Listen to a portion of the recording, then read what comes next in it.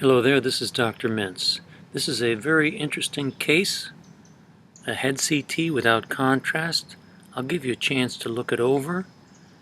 It's a very interesting set of findings. See if you get some idea of what's going on here. I'll tell you the history now. This is a patient who had a heart attack, myocardial infarction, came into the hospital and was resuscitated. Cardiac compressions were done. This head CT was done. What's wrong? It's a 67-year-old male. First of all, you'd certainly expect him to have more cortical sulci apparent, and you really see just about none. No cortical sulci, none of the infoldings of the cortex which form the cortical sulci, the depths of those subarachnoid spaces that follow the cortex.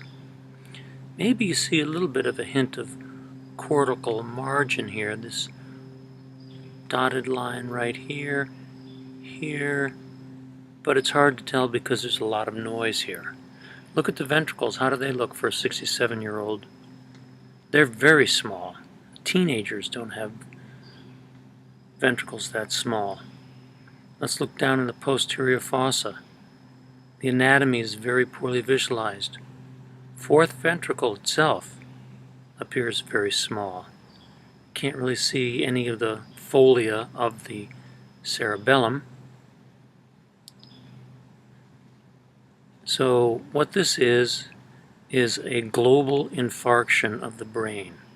And the patient had a myocardial infarction and was deprived of blood flow to the brain for too long, maybe 20 minutes, maybe half an hour.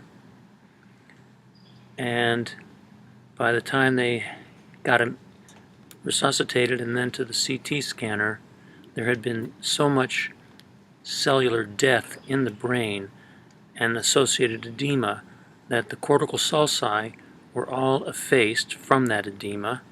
That edema also produced mass effect, compressing the ventricular system, including the lateral ventricles and the fourth ventricle, and I don't really see anything of a third ventricle in between the two.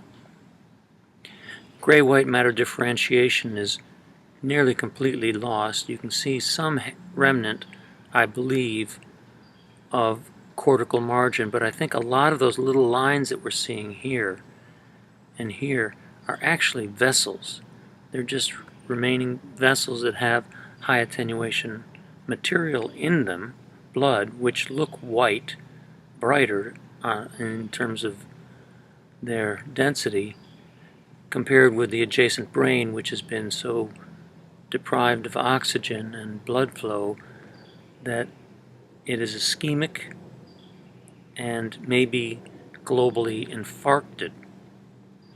Okay, look how tight things look in the quadrigeminal cistern. This is the midbrain.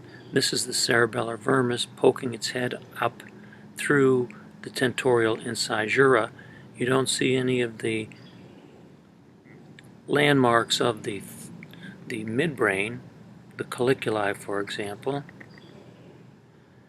And you can't really distinguish where the midbrain transitions to the pons.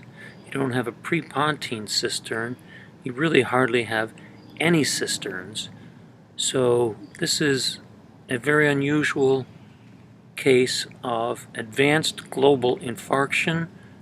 You can see that the blood vessels here, middle cerebral artery, are hard to see, but you can see that there is some increase in the amount of high attenuation that is clearly attributable to the middle cerebral artery, which still has blood in it, of course.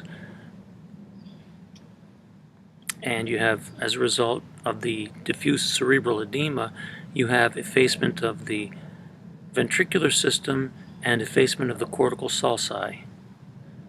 So a very rare example of global infarction secondary to a myocardial infarction.